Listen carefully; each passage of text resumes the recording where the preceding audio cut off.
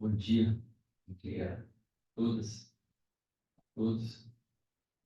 Bom, eu não posso deixar de iniciar agradecendo esse honroso convite. Tenho um grande respeito pela PUC e toda vez que sou convidado para ir na PUC, qualquer que seja a atividade, eu me sinto sempre muito distinguido, muito honrado, e tenho meus colegas da PUC em grande consideração e grande estima. Então, eu inicio cumprimentando a PUC pelo seminário de pós-graduação. Eu quero agradecer ao professor Sidney, professor Marco e a professora Ângela por ter me presenteado com essa oportunidade de discutir com vocês temas tão afetos a todos nós, refletindo sobre as palavras do professor Sidney, professor Marco, também da professora Ângela, sobre o processo que trouxe aqueles que aqui foram selecionados para apresentar o seu trabalho e também a premiação. Não posso deixar de refletir sobre a importância de não só fazermos um bom trabalho acadêmico sempre, né? Mas, sobretudo, pela preocupação que temos que ter em divulgar isso que nós fazemos, né? Com dois propósitos. Primeiro, quando você divulga seu trabalho, você expõe e as pessoas, conhecendo melhor, criticam. E a crítica sempre nos engrandece. E um outro aspecto é que essa divulgação leva a um conhecimento mais ampliado daquilo que está sendo feito, da importância daquele trabalho. E muito do que eu vou estar explorando aqui, no contexto que eu vou estar explorando aqui, é a dificuldade que nós, acadêmicos, sobretudo, que a ciência brasileira, ela basicamente ela é avançada no âmbito da academia, né?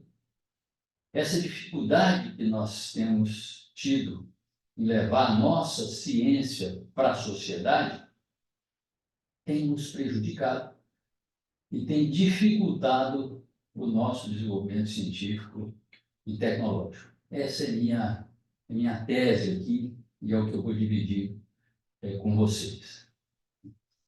Antes de entrar propriamente nesse tema, eu não posso deixar também de mencionar a alegria de rever colegas aqui, rever pessoas, né?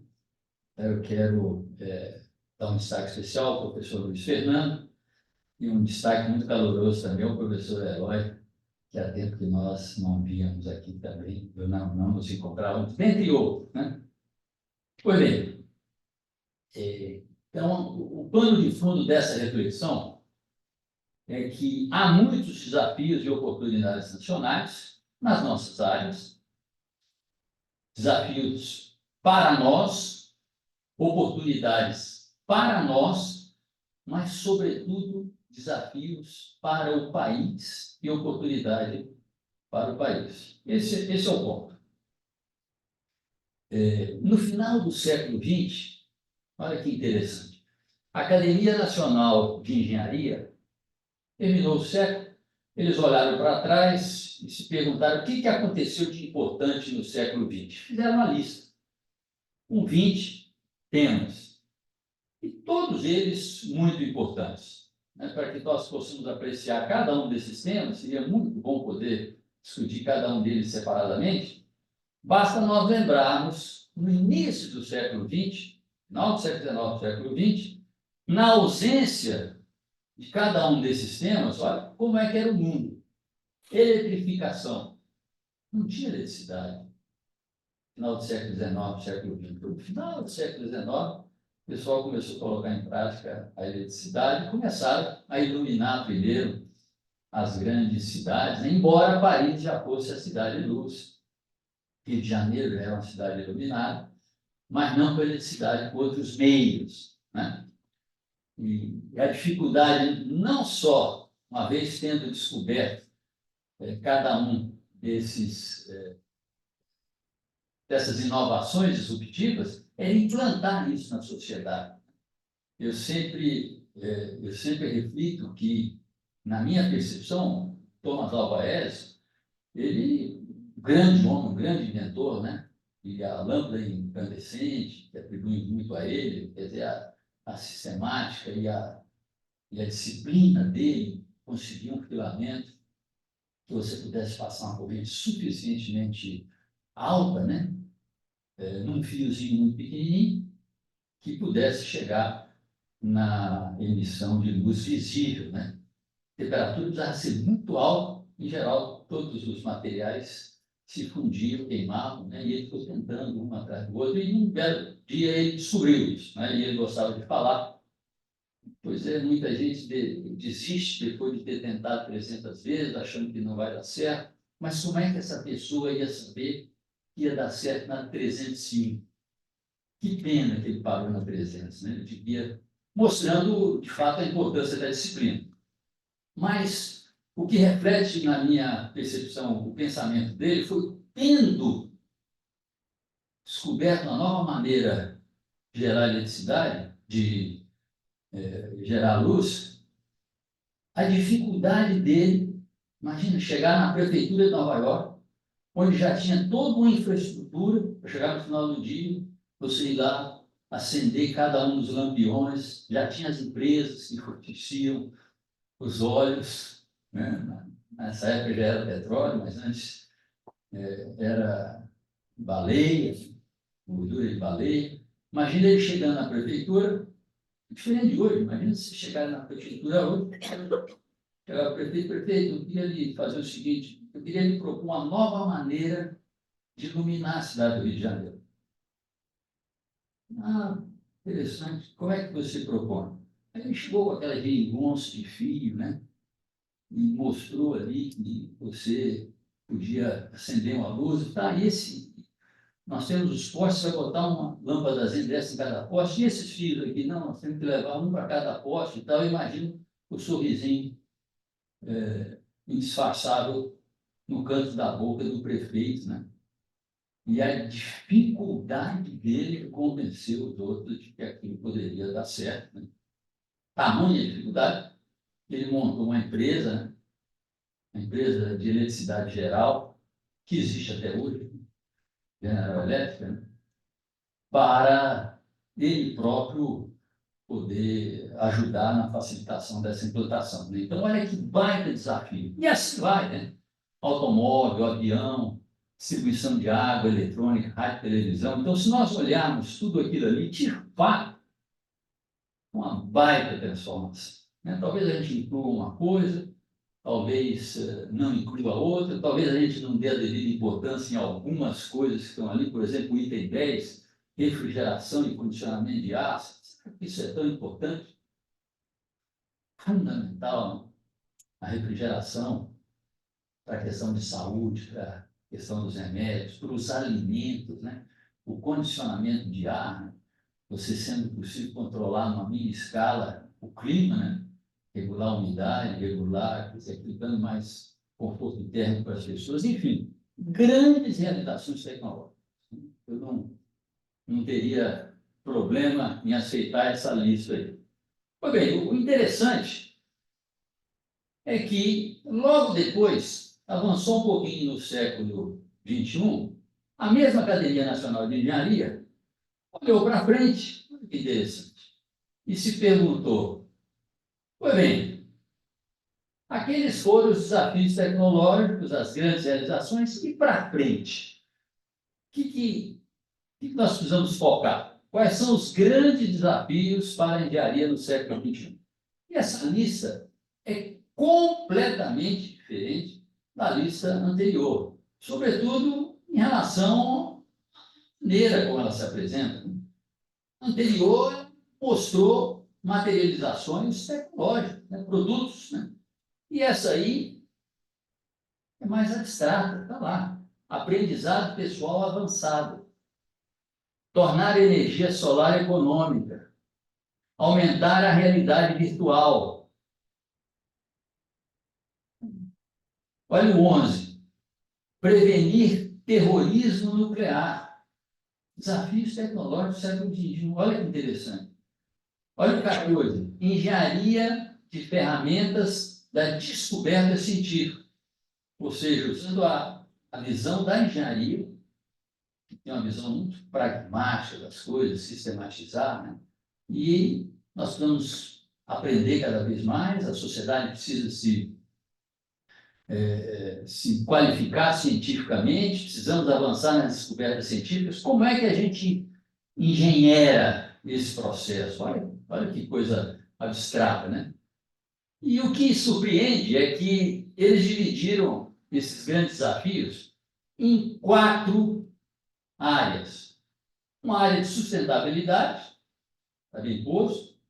Saúde, todo mundo quer aumentar a sua vida com qualidade, bem posto. Segurança, né? Aí fala, inclusive, o 11, prevenir terrorismo nuclear, e fala também de cuidar dos outros que nós temos que ter, e fala da alegria de viver. A Academia Nacional de Engenharia, colocando como grande desafio para a engenharia do século XXI, aumentar a alegria de viver. Olha que coisa incrível isso aí. Incrível. Eu já talvez questionasse um pouco esse desafio. E coloca essa visão para a engenharia do século XXI. Estou falando de engenharia, mas podíamos pensar nos desafios da ciência e da tecnologia. A visão é se preocupar com a continuidade da vida no planeta, tornando o nosso mundo mais sustentável, mais seguro, mais saudável e mais alegre. Acho que está bem posta essa visão para nós todos, né? Não precisa nem ser para a engenharia, né? Mas olha a preocupação que a engenharia se atribuiu como desafio, né? Ainda que concorde muito com isso, eu acho que, embora no século XX nós, Brasil, tenhamos contribuído muito e avançado muito nessas grandes realizações tecnológicas do século XX, minha percepção, é o que eu trago para vocês, é que no século XXI, nós, aqui no Brasil, claro que temos que nos preocupar com isso, mas as nossas preocupações são outras. Radicalmente outras. E a visão que no final eu vou colocar para ele, da ciência e tecnologia no século XXI, vai ser bem distinta dessa.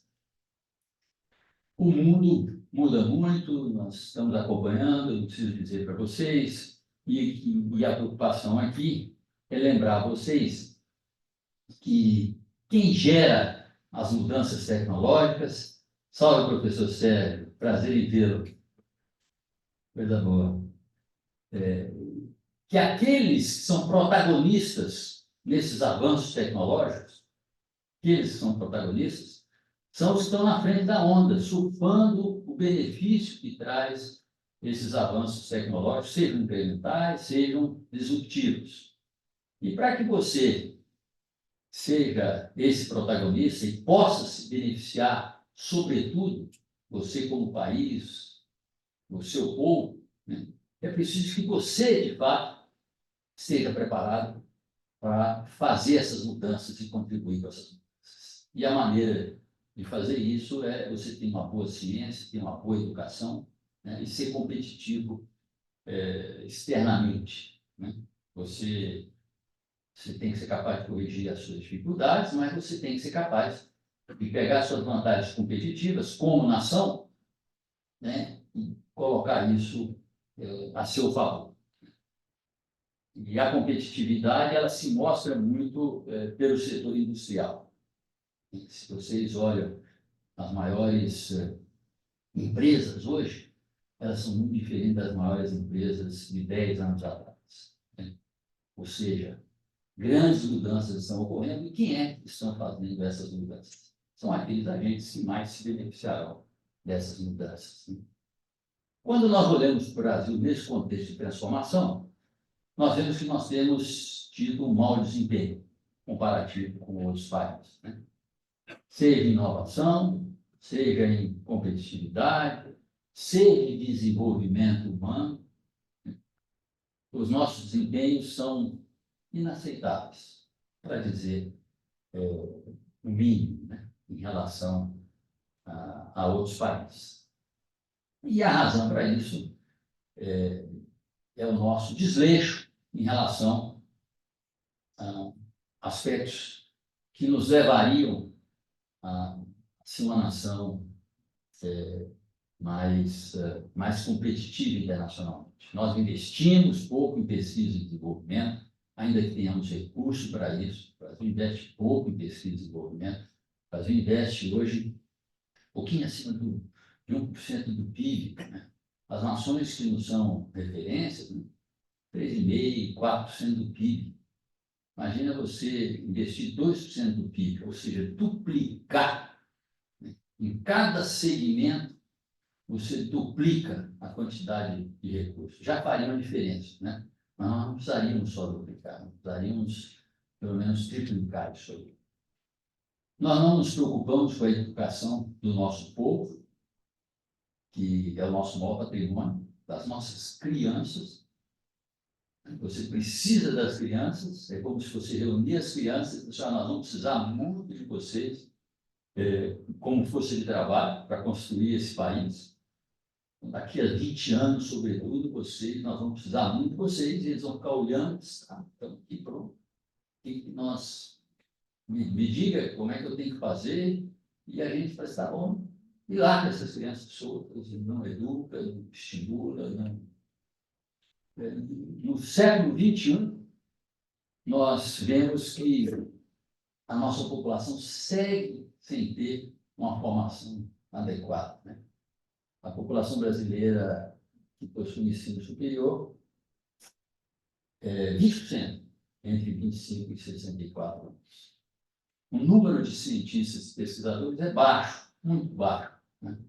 Um número razoável seria em torno de 3.000 cientistas e pesquisadores por milhão de habitantes, né? A Argentina tem o dobro que nós temos, né?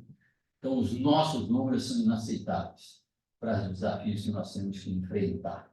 Conclusão, eu mencionei a importância da atividade industrial, e aqui começo em 95, não precisa vocês, o que importa é que o gráfico é decrescente, aqui é 95, e aqui é a última linha, aqui é 2022. Essa é a participação da indústria brasileira. O Brasil possui uma grande indústria, ainda possui uma grande indústria, mas como é que essa indústria afeta o mundo? Ou seja, se nós tirarmos a indústria brasileira do mundo, o mundo perde o quê? Em 1995, ele perde 2,8%. Hoje, ele perde em torno de 1,1%, né, em 2024. A indústria brasileira está perdendo importância no mundo. E mesmo no Brasil, a indústria de alta tecnologia tem perdido a importância, né? A indústria brasileira tem perdido a importância no PIB brasileiro, e mesmo se nós olharmos, a indústria ela podia estar aumentando no PIB brasileiro, ainda que a indústria de alta tecnologia estivesse caindo. Mas a indústria de alta tecnologia tem caído no PIB. Então, é interessante fazer uma comparação com o que acontece em outros países, que é muito comum falar assim, não, é natural que os serviços sejam mais importantes do que a atividade industrial. A atividade industrial gera um emprego, dá muito dinamismo para a economia, né? Então, olha aqui, ó, no Brasil, 1990, e aqui 2022. O Brasil é azul. O valor agregado ao PIB pela manufatura, né, em 1990 era 15%, e hoje é abaixo de 10%. Olha que coisa. Ainda que tenhamos toda essa revolução industrial, toda essa oportunidade de nós agregarmos valor à manufatura e a manufatura agregar valor ao PIB, né? Estou comparando com os Estados Unidos, Porque há quem diga que, não, mas mesmo nos Estados Unidos a manufatura tem perdido importância, não é verdade.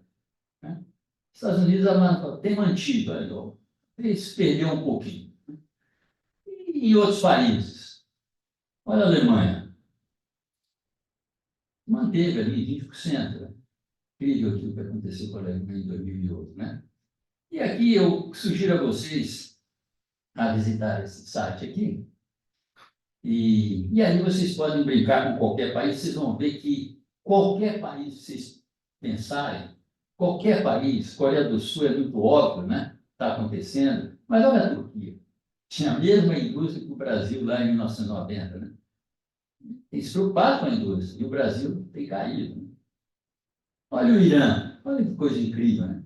O Irã, a indústria no Irã já foi 7,5%, hoje é 15%. Quando eu discuto com colegas da indústria sobre isso aí, para cada país eles têm uma explicação. Cada país é incrível isso. Ah, porque os Estados Unidos, ah, porque a Coreia, ah, porque a Turquia, ah, porque o Irã, não sei o que. Para cada um tem uma explicação. Né? E eu entendo que é inadmissível que o Brasil não se preocupe com isso. E aí, a pergunta que seria interessante responder é: o Brasil terá sucesso como nação? Vai dar certo? Esse país nosso vai dar certo? Muita gente começa, infelizmente, a achar que não, que é melhor eu cair fora e ir para um outro canto. E a Angela está preocupada aqui, Angela, eu estou sentindo aqui. Não, não vou cair, não, eu estou quietinho aqui, ó. Pode ficar tranquila, não preocupa não. Essa é a Ângela. Né? E acho que nós poderemos sim ter sucesso como nação. Eu fico me perguntando, mas acho que nós poderemos ter sucesso como nação. Nós vamos fazer duas coisas apenas. Resolver as nossas fragilidades. Tem coisas que está mal, a gente precisa resolver. Você tem um problema de saúde, né? O professor Mauro está com dengue. Marco, desculpa, está com dengue, desculpa, professor Marco. Está com dengue. Qual é a prioridade dele? Resolver o dele. Primeira prioridade. Ele não pode abandonar isso, né? Eu saí de Florianópolis para vir cá, imagina se na saída da minha casa de Florianópolis eu tivesse fechando a porta lá, escutasse um barulho e voltasse, um cano estourou na parede de água. Eu falei assim, esse é o Brasil. Estou indo para o Rio, na volta eu vejo. Eu fecho a porta, venho para cá. O que vai acontecer quando eu chegar em casa, hoje ou amanhã? Está pior a situação. Aquilo que precisa ser resolvido, eu tenho que resolver. Se eu estou com algum problema, eu tenho que resolver esse problema. Então, nós temos algumas fragilidades, eu vou falar dela. Resolver. E depois é o seguinte: para ter sucesso como nação, eu preciso gerar riqueza, preciso ter competitividade, então eu preciso olhar para assim, o que eu sou bom? Sou bom para jogar bola? Sou bom de conversa? Sou bom comerciante? O que eu sou bom? Então, eu preciso usar minhas vantagens comparativas e tornar competitivo para gerar riqueza. Isso, embora seja simples, nós temos tido dificuldade de fazer. Quais são algumas das fragilidades nacionais? Né? Diagnosticadas, né? Falamos da educação, diagnosticadas aí. Menciono algumas delas rapidamente, né? Educação, infraestrutura, saneamento me impressiona sempre, né? Questão de saneamento, incrível isso, né? Nós temos um pouquinho mais de 5.570 municípios e saneamento básico, quando você fala em saneamento básico, você está falando de 5 coisas. Abastecimento de água. Para você chegar na sua casa, abrir uma torneira e ter água. Eles são livres. Depois, essa água que você usou, É preciso que ela seja coletada, precisa que seja tratada. 2 e 3. O que você descartou, lixo orgânico, reciclável, você precisa que seja coletado, ou você mesmo faz alguma coisa com ele, e precisa tratar. Saneamento básico é quando essas 5 coisas estão minimamente atendidas. Minimamente atendidas. Dos nossos 5.600 municípios, só 85, não é 85% não, 85 municípios, ou seja, vamos arredondar, 550 municípios não têm esses 5 itens atendidos. Você mais acerta do que erra se você falar, e a tal cidade? Não tem. Rio de Janeiro tem? Não tem. Se a cidade estiver perto de algum reservatório de água, pode ter certeza que não tem. Não precisa nem ser mar. Se for mar, aí é que não tem mesmo. Porque ninguém trata esgoto quando está do lado do mar. Mas se você está do lado do rio, também não trata. Se está do lado de uma lagoa, também não trata. Por que a gente não trata? Porque tem água. Você joga o esgoto ali na água. O esgoto tem água, joga ali na água. Faz sentido, no século XXI, nós não resolvermos isso? Por que a gente não resolve isso? Falta de conhecimento? Falta de dinheiro? Por que não resolve? Eu não sei.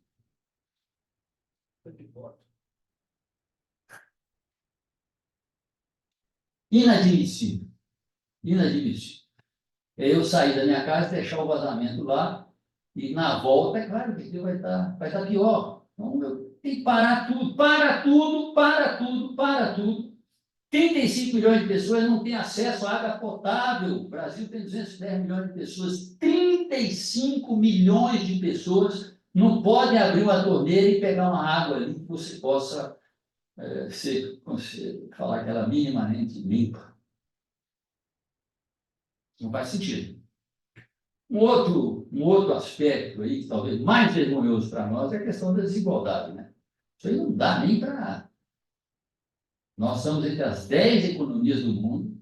Não tem de 200 países, né? Número redondo, se quiser pensar. 200 países no mundo. O Brasil é um dos mais desiguais desse mundo. Uma maneira de medir a desigualdade de renda, é pelo coeficiente Gini, né? Que eu imagino que vocês saibam o que seja. O coeficiente Gini varia entre 1 e 0. O coeficiente de Gini igual a 1, quer dizer que toda a riqueza do país está na mão de uma pessoa.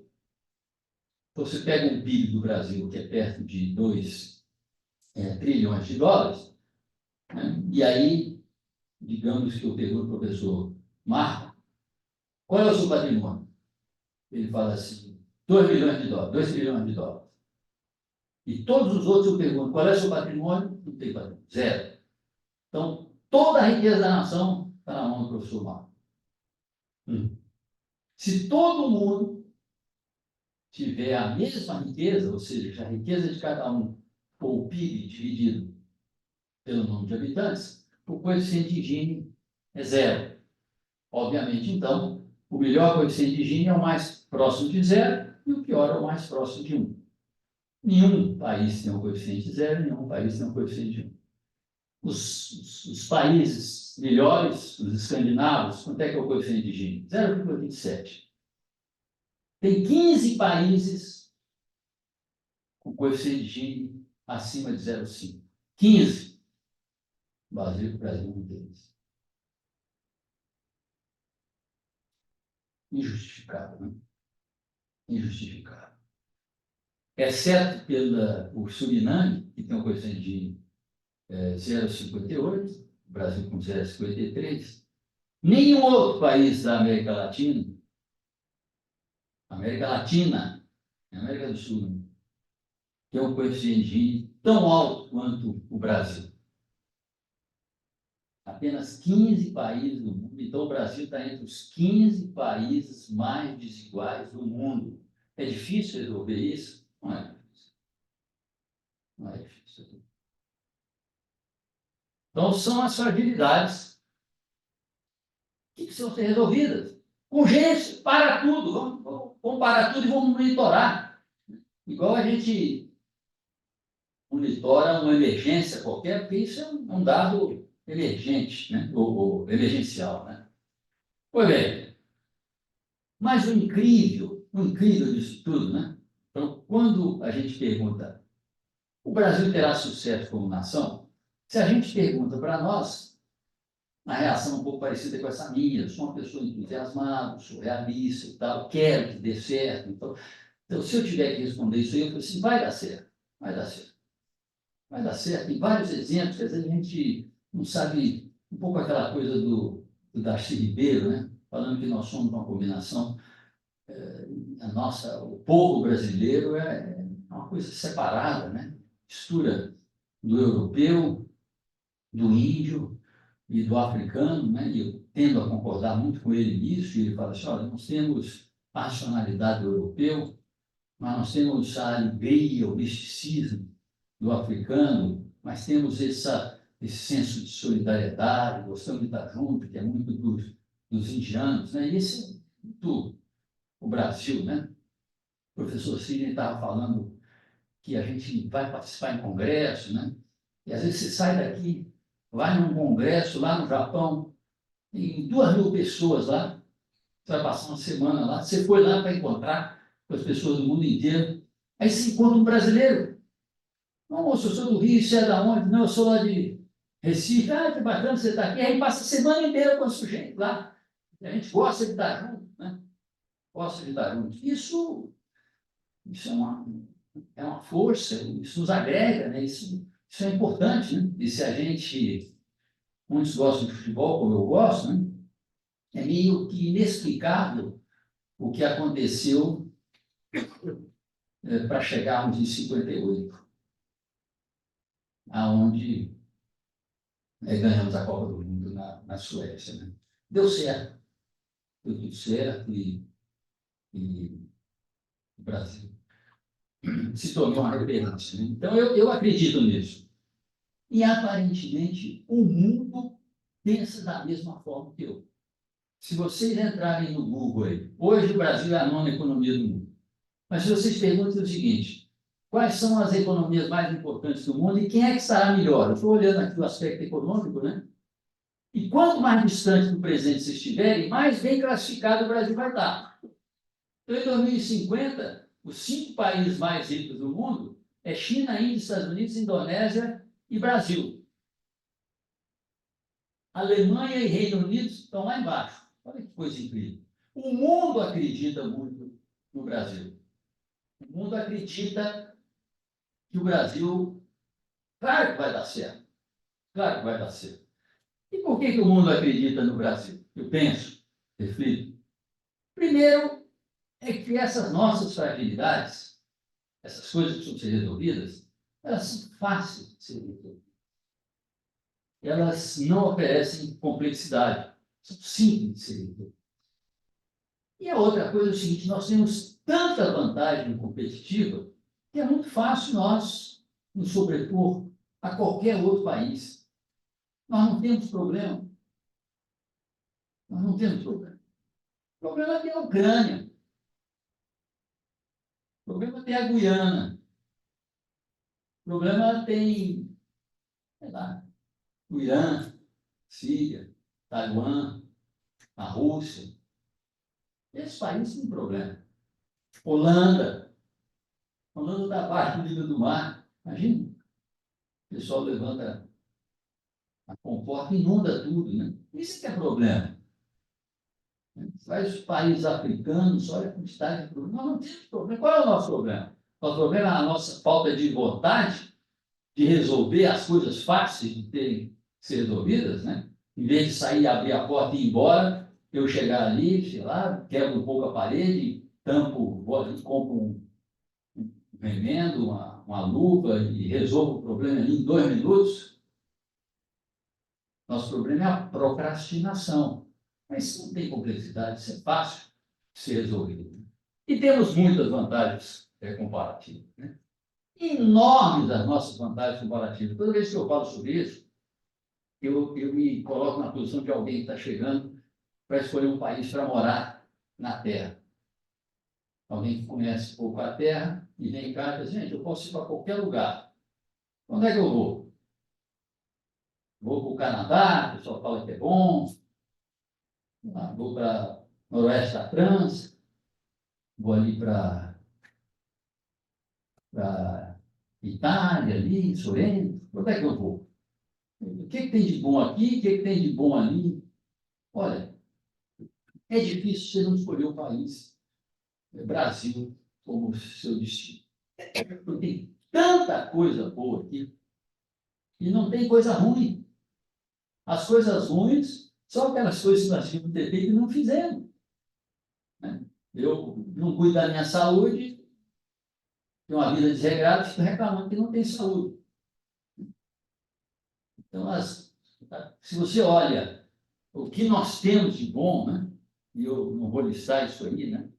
Mas somos populosos, grandes, fortes economicamente, né? Culturalmente diversos, mas falamos a mesma língua. E tanto faz você estar no sul do Rio Grande do Sul, como lá no norte, do Rio Branco, você sabe que você está no Brasil, as pessoas podem dizer a mesma coisa. Você senta num boteco, a conversa é a mesma, né? Que nos une são as mesmas coisas. Né? Nós temos 17 mil quilômetros de fronteira com 10 países, né? E há mais de 150 anos não estamos envolvidos com conflito nenhum. Paraguai é fraco, pequenininho, desse tamanho, não estamos com vontade de tomar o Paraguai de ninguém, né? E ninguém está querendo tomar ninguém de ninguém, não temos esse impulso de querer dominar, né? E a gente vê muito isso porque o que acontece num continente que não tem dono, né? Que é a Antártica, cada país tem uma parte da Antártica. E tem vários critérios. Como é que faz para saber quanto que o Chile tem, quanto que a Argentina tem? E cada um tem uma maneira de contar que aumenta a sua quantidade. Né? E o Brasil é um dos juízes, um dos árbitros nisso aí, que é o único que é razoável. Ele não quer ter mais do que ninguém, nem quer ter menos que ninguém. Ele quer estar lá para poder colaborar nesse tipo de coisa. Né? Nós temos infraestrutura, né? Nós temos 8,5 mil quilômetros de litoral navegável e 21 mil quilômetros de vias navegáveis. E se nós vamos para aspectos mais específicos, aí é covardia. Nós temos 9% de todas as reservas minerais do mundo. Incrível. Nós temos nióbio, temos grafita, temos lítio, temos urânio, temos elementos terras raras, qualquer coisa que nós temos elementos terras raras, e muitos países não têm. Quando a gente pensa em energia, o professor Davi vai falar sobre energias renováveis, já começamos na frente dos países. A nossa eletricidade, 90% da nossa eletricidade é renovável. Olha que coisa incrível, né? Biocombustível, né? Sol, vento, as energias oceânicas, né? Recursos hídricos, talvez uma das coisas mais valiosas hoje é a água, né? 12% da água do planeta está aqui no Brasil. Né? Tem um dado que me impressiona muito, que é esse segundo que eu destaquei aqui, me impressiona muito, né? 20% de toda a água doce vertida nos mares pelos rios, né? E a água chega no mar pelos rios. Então, vocês olham todas as costas de todos os países, tem sempre um rio jogando água no mar. 20% da água que chega no mar chega de um único rio, que é nosso, que é o Amazonas. 20%.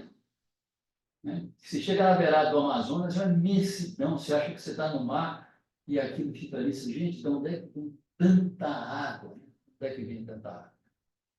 Agricultura, pecuária, as nossas vantagens comparativas são indiscutíveis. Né? Biodiversidade, entre 15% a 20%, o pessoal fala 20%, mas a gente pode reduzir um pouco da biodiversidade mundial, está no Brasil. No Brasil. Os nossos biomas são muito diversificados. Nós usamos pouco o mar. A gente fala que o Brasil tem 8,5 milhões de quilômetros quadrados. Né? mas nós temos 50% mais de Brasil, está no nosso mar territorial, né? Que a gente usa pouco. Usa pouco. O Brasil tem umas coisas que são incríveis. Se vocês pegarem, o mundo segue consumindo carvão. Se olha a curva de consumo do carvão do mundo, tá, o pessoal está falando em gás de efeito estufa, tudo, mas derivada nem começou a mexer aí. Dos 20 países que tem carvão, só tem um que não usa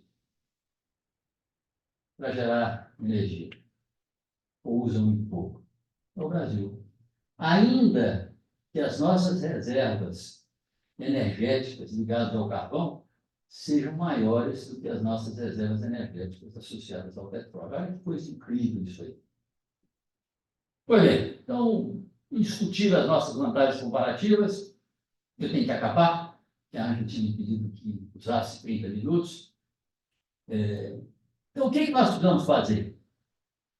Nós, não são os políticos, não são os gestores, nós, cada um de nós, de onde nós estivermos, fazer aquilo ao nosso alcance. E eu penso que, falando na pós-graduação, isso é muito relevante, e é assim que eu vou concluir. Mas, do ponto de vista de ciência e tecnologia, nós que atuamos em ciência e tecnologia, a partir da nossa especialidade, da nossa área de atuação, nós temos que ampliar a nossa influência nos diversos setores da economia. Nós temos que estar mais presentes, opinar mais, de uma maneira mais cuidadosa, opinar mais. Atuar na melhoria da percepção que a sociedade tem da importância da ciência e tecnologia, a partir da nossa área de atuação. Independente da área que eu trabalhe, né, por mais complexa que seja tratar dessa área, eu tenho que mostrar para a sociedade, né, que ela é importante, que a sociedade tem que ter um olhar diferenciado sobre essa área. Então, sim, a ciência e a tecnologia, nesse momento do Brasil, precisa estar a serviço da sociedade. Nós temos que atuar para resolver os problemas nacionais. Nós temos que falar o seguinte: olha, nós temos essa fragilidade aqui, eu acho que eu consigo contribuir para isso aqui. Estou aqui, pensa aí o que eu posso fazer. Ou quero propor fazer isso. Qualquer que seja a minha área de especialização, eu preciso me comprometer a resolver as nossas fragilidades. Nós precisamos incorporar os desafios do desenvolvimento sustentável na nossa agenda. Nós temos que se preocupar com as pessoas e com o meio ambiente. O Brasil é desigual, também por causa de cada um de nós. O que nós temos feito para compensar essa desigualdade? Atrair novos talentos para os nossos quadros, vamos aumentar o nosso exército. Nós precisamos ser mais interessantes. Precisamos chegar para as crianças e dizer: olha, você está pensando que tal área não é importante por isso, e a criancinha vai ficar com o olho desse tamanho: não, eu quero trabalhar nisso. Eu sou de um departamento que é um departamento de engenharia mecânica lá da Federal de Santa Catarina, que é muito forte. Tem 70 professores, muito forte, que diferente de outras universidades, eu não conheço nenhuma. A universidade começou pela engenharia mecânica e se fortaleceu muito pela engenharia mecânica, e até hoje é muito forte. E nós nos preocupamos muito com esses aspectos, né? E uma coisa que nós fazemos é convidamos os pais e as famílias no segundo semestre, em algum momento, para visitar. Fazemos agora um departamento de portas abertas para ir com a família, porque às vezes tem um elemento da família que está na dúvida. O que vai fazer e tal. E nós temos relatos impressionantes, né? E um deles, que é o que eu trago aqui, é um pai que tinha 3 filhos, 2 já tinham escolhido, um estava no direito, outro estava na biologia, e o terceiro talvez fosse fazer engenharia, foi lá visitar a engenharia mecânica. Gostou, o pessoal mostra, e tudo é interessante, né? E passado algum tempo, esse pai retornou ao departamento e para falar o seguinte: olha, quero agradecer meu filho, de fato, escolheu engenharia mecânica. Não só isso. A menina que fazia direito mudou para engenharia. E o outro mudou também para engenharia. Quer dizer, ficou tão impressionado com as coisas, com essa engenharia, que é uma área da ciência, mas com esses aspectos tecnológicos, né? Tentando resolver os problemas. Né? Quer dizer, pode, e aqui estou falando de ciência e tecnologia de uma maneira geral. Então, nós temos que ser mais interessantes. Temos que explorar nossas vantagens comparativas e temos que estimular o desenvolvimento regional. Outro aspecto muito interessante, que eu gostaria de falar um pouco mais, mas não terei condições. Né? Quero dizer que hoje há vários tipos de estímulos para isso, não vou chegar a comentar sobre isso, mas quero trazer aqui uma reflexão que um colega fez comigo, não comigo, com outros, né? Colega aqui da PUC. Quais têm sido os desafios das gerações que atuam na pós-graduação? E, muito corretamente, eu acho que eu mudei algumas coisinhas, mas nós que atuamos na pós-graduação, se nós olharmos historicamente, pós-graduação no Brasil é recente, começou na década de 60. A primeira dissertação foi defendida no Brasil, dissertação universitária, foi em 1965, Universidade Federal de Viçosa, de outro tipo. Primeira dissertação universitária, foi na década de 60. Então, a primeira geração da pós-graduação, que foi esses primeiros 30 anos, a preocupação era a qualificação acadêmica. Você quer ter uma pós-graduação, você tem que ter gente qualificada para atuar nessa pós-graduação. Então, nós temos que institucionalizar o ensino, a pesquisa, fortalecer essa pós-graduação através das pessoas, formar bem as pessoas, vamos mandar as pessoas para estudar no exterior ou vamos trazer pessoas do exterior para passar uma temporada aqui para ajudar a essa formação. Então, essa geração teve um baita trabalho e foi muito bem sucedido. Hoje nós temos quadros muito bem formados. Esse problema está resolvido. O brasileiro, o acadêmico brasileiro é competente. E ele representa bem o Brasil em qualquer cenário. Ele tem prestígio internacionalmente. Uma segunda geração, claro que essas datas não são escritas de pedras, e pessoas que fizeram parte da primeira geração, fizeram da segunda, e também até da terceira. A segunda geração, anos 90 a 2020, os próximos 30 anos, nós tínhamos pessoas bem qualificadas, mas não tínhamos laboratório, não tínhamos infraestrutura, os problemas eram os problemas que a gente trazia de fora, ou se esperava em outras instituições, em outras parcerias, né? Tínhamos que aumentar a nossa relevância internacional. Então, o desafio dessa segunda geração foi a estruturação de laboratórios, né, e essa infraestrutura, a internacionalização e a parceria com empresas. Essa segunda geração, ela foi bem sucedida. Isso não terminou, alguns aspectos ainda precisam ser melhorados, a questão da internacionalização, a questão das parcerias com empresas, mas eu observo que o foco dessa segunda geração era nas instituições, né? nas respectivas pós-graduações. E eu estou falando aqui da terceira geração, cujo desafio, cuja missão é olhar para o país. O país está mal, está mal. Então, nós temos que olhar para o país. Nosso desafio é o país.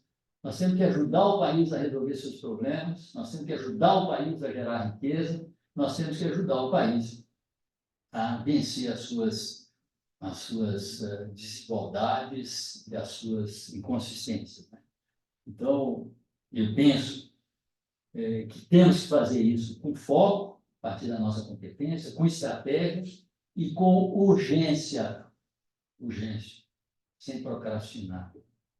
A visão que eu penso, então, para a ciência e tecnologia do Brasil no século XXI, e eu reparto isso com vocês aqui nesse segundo seminário, da pós-graduação, é que essa ciência e tecnologia ela tem que ser uma força atuante para que o país supere suas fragilidades e promova seu econômico desenvolvimento social. A responsabilidade é nossa.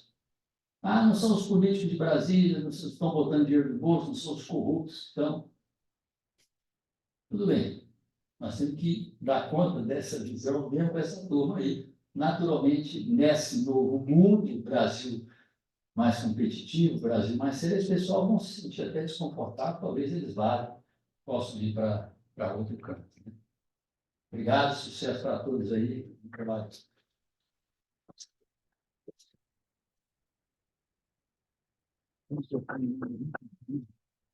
Obrigada, Álvaro. O Álvaro passou um pouquinho da hora, mas eu não quero perder a oportunidade de abrir para algumas perguntas, se alguém quer fazer algum comentário ou fazer alguma pergunta ao professor Álvaro.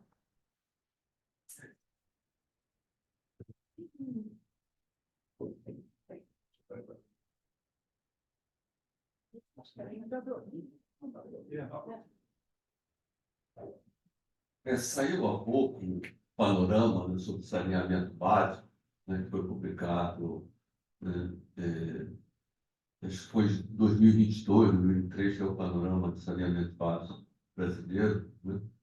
E, em particular, aqui no estado do Rio, né, a gente vê uma desigualdade muito grande já em função da privatização de algumas empresas, né? O investimento, né, em saneamento básico, onde houve a privatização, né, ele tem tido uma exponencial, né? E onde ainda, né, não houve a concessão dos municípios, né? Se for pegar aqui na região metropolitana do Rio de Janeiro, se pegar São Gonçalo, Belford Roxo, Nova Iguaçu, né, a taxa de investimento por habitante está na faixa de R$ 30, né? E já aqui no Rio de Janeiro foi subido de 50, 100, já está quase na faixa de R$ 200 por habitante, né? Que se aproximando, né, sobre, digamos, o mínimo desejado, né? Então, acho que também muitas dessas fragilidades que foram apontadas, né, tem essa questão que falou da corrupção, do desvio do dinheiro, né? Então, acho que também tem que ter do nosso lado, né, uma atuação política, né, para que esse estado de coisa modifique, né, que o dinheiro que, na realidade, deveria estar sendo corretamente aplicado, né, passe, né, a ser aplicado onde devia e não, né, indo para Panama Papers e coisas desse tipo. Muito bom. Eu entendo que o seu comentário, e que é muito pertinente, se a gente olhar cada município, né, cada município precisa tratar isso de uma determinada forma. Tem uns que têm mais condições, tem outros que têm menos condições, né? Eu entendo que quando você tem algumas fragilidades, inclusive na questão da gestão, questão da corrupção, que é muito comum, você tem que criar mecanismos para se tornar menos vulnerável a isso, né? E não fazer o contrário, né? É um exemplo que eu gosto de dar. Nós temos uma preocupação grande com o meio ambiente, muito grande. Mas o Brasil tem riquezas naturais. Minério de ferro, nós temos minério de ferro. Embaixo do solo. Para você extrair o minério de ferro, você tem que derrubar a árvore que está em cima. Aí vai lá e arrebenta o solo, estraga o meio ambiente. Do ponto de vista organizacional, hipótese, né? Como é que você se protege disso, né?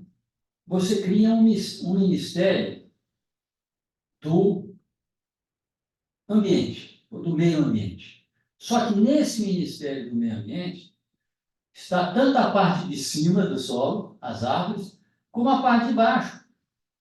As riquezas naturais estão no Ministério do Meio Ambiente. Então, o Ministério do Meio Ambiente só será bem sucedido se ele conseguir extrair as riquezas minerais sem estragar o meio ambiente. observa que, normalmente, o que a gente faz é o contrário, né? Você separa a parte de cima, dá lá para Marina, um ambientalista, a parte de baixo você dá para uma pessoa que só tem que se preocupar com o que está lá embaixo e fica competindo. Nós vimos isso na última conferência que teve lá no Oriente Médio, que você entrar numa sala, a Marina estava fazendo um discurso e tal, e entrar na outra, o pessoal estava falando de combustível fóssil, que ia associar ao PEP, esse tipo de coisa. Quer dizer, nós, conhecendo essas nossas fragilidades, quer dizer, você, né, não é só o branco e o preto, né? Você tem o cinza, né? Então, eu concordo integralmente com a sua observação, que eu entendi que ela se preocupava com essa questão, que é o papel do Estado. O Estado tem que ser o agente fiscalizador, tem que ser forte o Estado, tem que ser o agente fiscalizador. Só que se ele não tem condições de cuidar daquilo da forma total, ele pode ter concessões, mas ele não pode abrir mão do seu papel fiscalizador, né? E a gente faz isso em outros setores e dá muito certo, né? Nós temos muitos exemplos de coisas que deram certo no Brasil e a gente cuida disso aí. Muitas das concessões que nós temos em rodovias, por exemplo, que às vezes o Estado tem dificuldade. O Brasil tem a quarta malha do mundo. Quarta malha do mundo. 14% da nossa malha é pavimentada. 14%. 70% está em condições precárias. Então, o mais difícil a gente talvez já tenha feito, sabe, que foi aquele primeiro caminho. Assim. Então, por que nós não repartimos a responsabilidade? Né? Mas o Estado não pode abrir mão do seu papel, eu penso. Muito bom. Ó, só mais uma pergunta aí atrás, por causa da hora, tá? Bom dia, professor. Dá para ouvir? Obrigada pela palestra, eu achei muito interessante. Enquanto falava, até dava mais esperança para a gente, né? Tipo assim, surgia, na verdade, esperança, né? Tipo, nossa, então a gente pode fazer, vai dar certo, a gente consegue fazer isso. E eu notei, né, que você também comentou que a gente não sabe, né, por que isso acontece no Brasil, por que a gente não corrige isso, porque a gente pode fazer, né? E aí eu fiquei pensando que se talvez isso já esteja enraizado na cultura, né, desde ali do início, porque sempre foi assim, né, sempre o de fora estava mandando aqui na gente e se acostumou. Então, eu acho que talvez isso possa ser até um pouco difícil de sair desse ciclo, e por isso que talvez muita gente, a sociedade, às vezes não vê isso, né? Claro, tem a gente aqui, os pesquisadores, trabalhando para mostrar que isso pode mudar, mas é muito mais forte do ficar no confortável do que mudar, né? Aí eu não sei se do teu ponto de vista, isso pode estar, né, ser um fator também que acontece nessa questão da gente não conseguir consertar as coisas, né? Procrastinar o que deve ser feito. Obrigada. Eu que agradeço aí e fico feliz de você ter gostado e ter sido útil.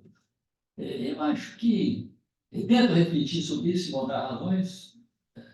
Hoje eu já não converso nem mais com os colegas engenheiros, converso com sociólogos, antropólogos, economistas, né, para ver a opinião deles. Cada um pensa de uma determinada forma, mas eu cheguei à conclusão de que não interessa.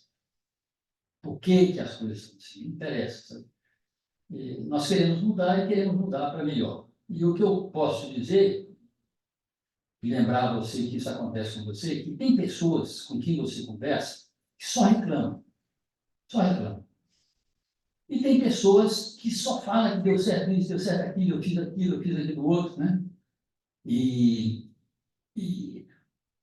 você não pode perder o senso crítico. Mas reclamar faz mal para a gente, né? Você fica uma hora com uma pessoa reclamando de um buraco que tem na sua rua, depois dessa uma hora você sai chateado, desanimado, né? E se você fica uma hora conversando de coisa boa, coisa que deu certo, você se empodera muito, né?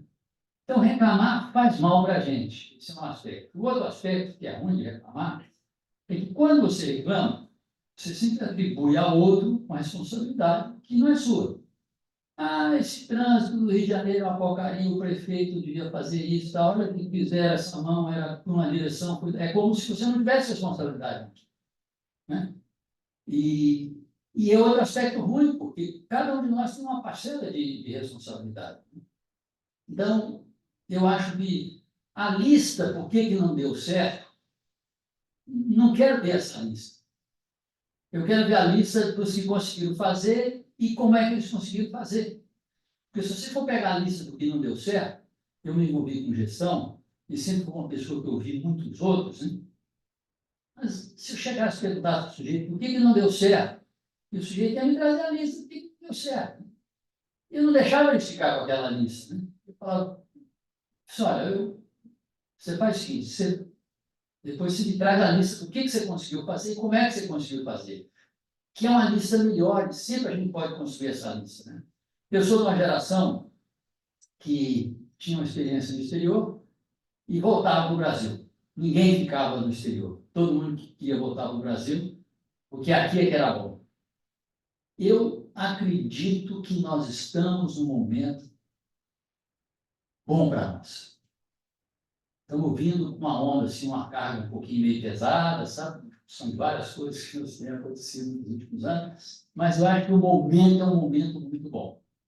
E acho que aqueles que não estiverem aqui vão perder parte da festa e vão querer voltar depois. Acho que vai acontecer. Mas os que estiverem aqui e se acordarem para isso, para essas oportunidades, vão ter muito. Acho, de uma forma muito sincera, que